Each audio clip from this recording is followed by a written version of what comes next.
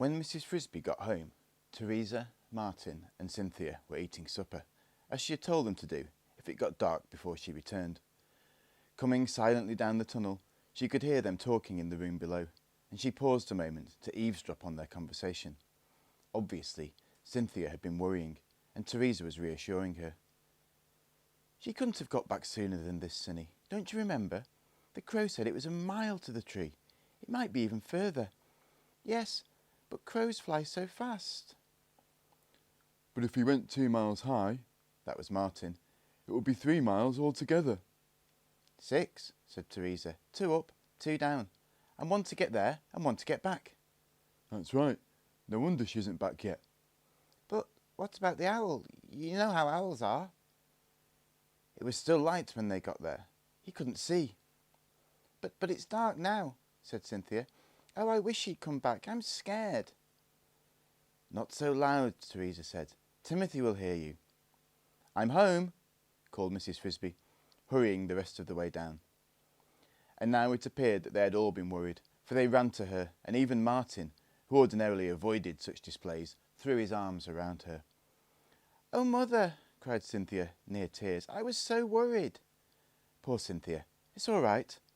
"How high did you fly?" asked Martin, recovering quickly.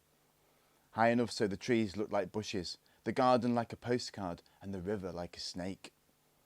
"Did you see the owl? What did he say?" "I saw him. Later, I'll tell you about it. First, I want to see Timothy. How is he? Why didn't you move his bed out here?" Teresa said, "I wanted to, but he said he'd rather stay in the bedroom. I think he's feeling worse again." But when Mrs. Frisby went to see him, she found him sitting up, and his forehead felt not at all feverish.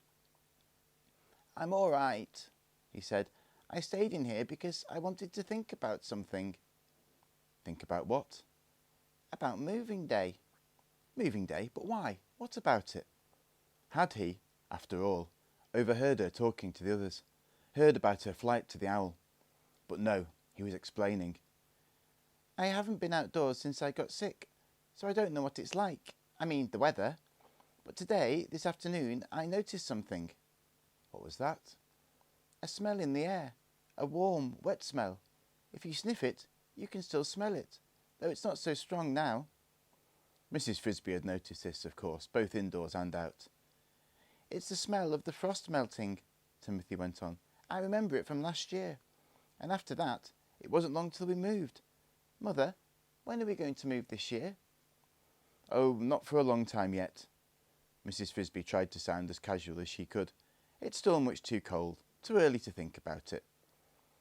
"I have to think about it," said Timothy. He sounded serious, but calm and unworried. "Because if it comes too soon, I don't know if I can go.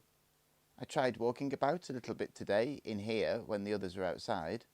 "Timothy, you're supposed to stay in bed. You'll make yourself sick again."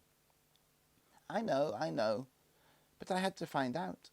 And I didn't walk much. I couldn't. I only went a few steps and I got so dizzy I had to lie down again."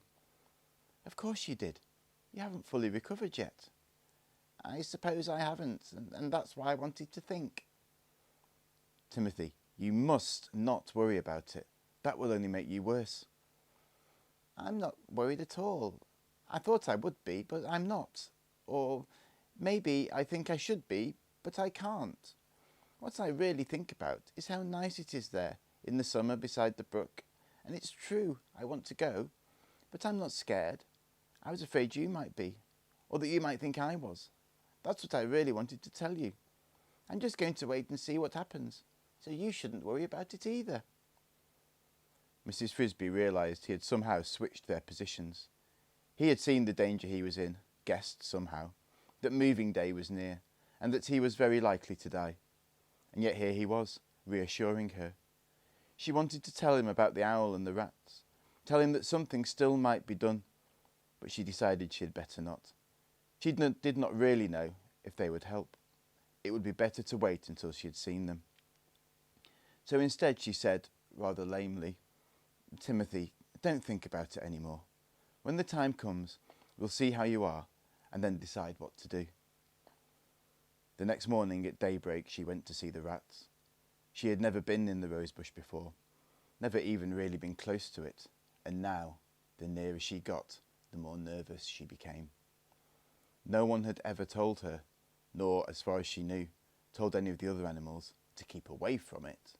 It was just something one knew. The rats on Mr. Fitzgibbon's farm kept to themselves. One did not prowl in their domain.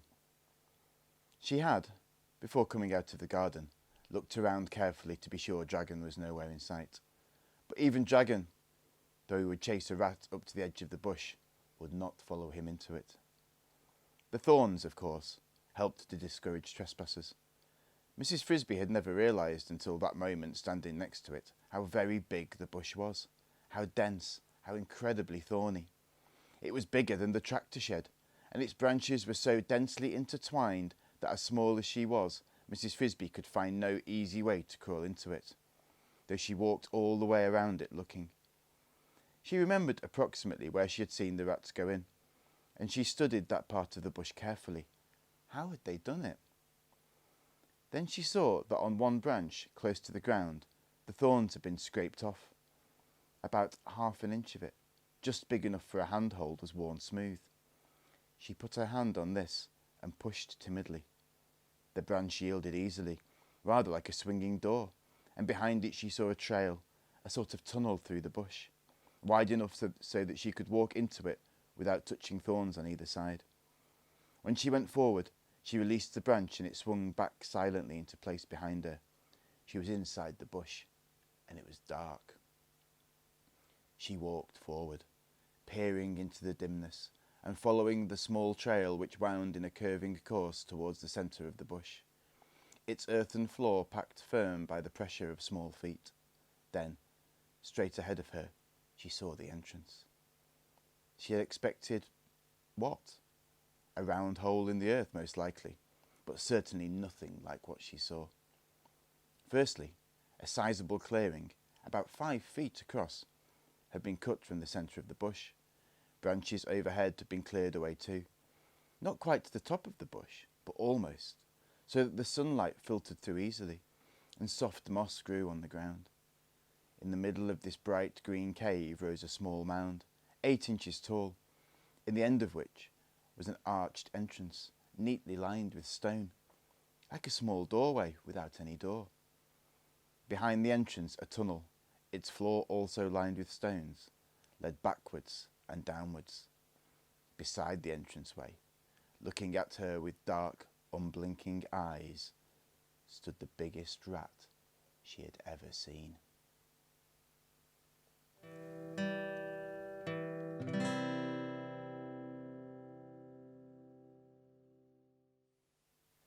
"Stop where you are," said the rat. "How did you get in here?" "I walked in," said Mrs. Frisby, keeping her voice calm with an effort. "I found a branch with the thorn smoothed off. I pushed it back and found—" "I know," said the rat rather rudely. "And now, walk out again. You aren't allowed in here." He moved a few inches towards her, placing himself between her and the entrance. She noticed how powerful his muscles looked under his glossy coat. He would almost be a match for Dragon. Almost, but not quite. "Go on," he repeated. "But I have a reason." "I don't care what you have. Go away. You're small. I wouldn't want to hurt you." "Are you Justin?" Mrs. Frisby inched back as the rat inched forwards. "I'm Brutus. Justin's not here." That was reasonably obvious, Mrs. Frisby thought. The rat named Brutus added, "You know Justin?" "No," said Mrs. Frisby. "That is, not exactly." "If you don't know him, how do you know his name?"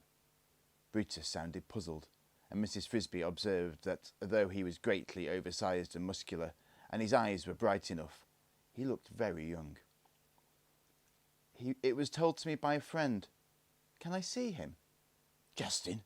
No, he's at a meeting. I'm taking his place. They're all at a meeting but me." Bad luck, thought Mrs. Frisby. He's a substitute. She said, Then I'll wait for him." "No," said Brutus. "You can't stay here. I've got orders. Now go, or I'll have to take you out myself." He moved forward again. "My name," said the mouse desperately, is Mrs. Jonathan Frisby. I want to see Nicodemus. It did not work. I don't care what your name is, and you can't see Nicodemus, that's sure. Brutus now looked puzzled and annoyed. Move on and be quick. All right, said Mrs. Frisby. You needn't force me. I'll go. She turned slowly and walked back the way she had come. She felt like crying.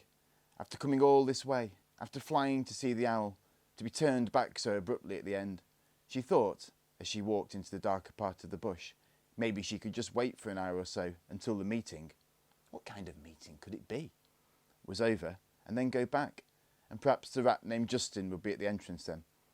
But would Justin pay any more attention to her than Brutus had done?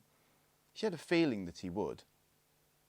But when she stopped, she heard footsteps behind her. She looked back and saw Brutus was following her, so she started again, hurrying to keep out of his sight. After a while she paused and listened again. This time there was no sound. He must have gone back to his post. She sat down on the ground. And then, ahead of her, in the direction of the place where she had entered the bush, she heard a rustle, a faint scraping noise. It was the branch she had pushed to get in. Someone else was moving it. Someone was coming in, walking along the narrow path towards her. It must be another rat. Suddenly she was terrified. What would he do, meeting her unexpectedly in the dimness? She shrank to one side, as close as she could get to the wall of the thorns, hoping that whoever it was might go on past, not seeing her. Then, when he came round the curve and she saw him, it was her old friend, Mr. Ages, the white mouse. He was moving extremely slowly, and she realised he was limping badly. One of his legs was injured. It was wrapped up in splints and bandaged. Mr. Ages, she called softly. It's Mrs. Frisby. Who? He peered into the darkness. I can't see you. Mrs. Frisby. She moved into the middle of the path in front of him. Why, so it is. Mrs. Frisby, how do you do? He sounded cordial enough, but he was startled. I didn't know that you... How do you happen to be here? It's a long story. Then tell it to me while I rest. I'm supposed to be at a meeting, but I'm late already, and a few minutes more won't matter. As you can see, I had a bad fall and broke my ankle. I'm sorry to hear that. I hope it doesn't hurt. It is mending, but I can only walk slowly and need to rest frequently. He sat down with a sigh. Now tell me, what are you doing in the rat's bush? Mrs. Frisby, who was wondering the same thing about him, told him as briefly as she could about Timothy, Jeremy the owl and Brutus. Mr. Ages listened in silence, interrupting only once. You went into the owl's tree? Yes, but I was afraid. I should think so. That took courage. I had to do it. When she had finished her story, Mr. Ages sat quietly for a minute considering it. Poor Timothy, he said at last. I should have thought of that myself. But of course, when I gave you the medicine, the weather had not yet turned warm. Then I fell and broke my leg, and I forgot all about it. He stood up. I think, he said, that you should come back with me to the entrance. But I can't. Brutus will still be there. Mrs. Frisby, having done all that you have done, you are not going to give up now. I'll talk to Brutus. You know him? I have known him since he was born. He's not very old, you know. I think he will do what I ask. From the way he said this, Mrs. Frisby could tell he did not merely think it, he knew it. But how? All right, she said doubtfully. I'll try again, but I don't understand. How do you know Brutus? We had better move along. They started back towards the entrance at Mr. Ages' slow, limping pace. As to how I know Brutus, that's a much longer story than yours, and I doubt that I'm the one to tell it to you. It is for Nicodemus to say. But I will tell you this. If we go to the entrance, as we will, if you are asked for help, you must promise that you will never tell anyone anything about what you see and hear. I will promise, said Mrs. Frisby. Again she thought. She had no choice. The owl told me that too. When they approached the entrance again, Mrs. Frisby saw that Brutus stood at his post as before, but that another rat had joined him. 2 of them, she thought. I hope Mr. Aegis knows them both. The new rat saw them coming. He looked alert, dark grey in colour, and extraordinarily handsome, though not so huge as Brutus. Mr. Aegis, he said, how's the leg? Better, but it will be a while before I can run again. Justin, said Brutus, staring at Mrs. Frisby. There she is. That's the one I was telling you about. Is she now? Justin looked at her casually. He did not sound particularly alarmed.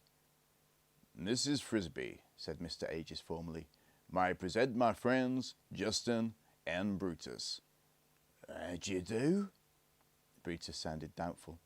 Mrs. Frisby, said Justin, not Mrs. Jonathan Frisby. She is Mrs. Jonathan Frisby, said Mr. Aegis, a widow, as you know. Madam, said Justin, bowing politely, it is an honour to meet you. Brutus now looked astonished. You both know her?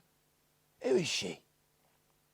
Brutus, said Mr. Aegis gently. Don't you remember Mr. Jonathan? Brutus wrinkled his brow. Mr. Jonathan? You mean the one dragon?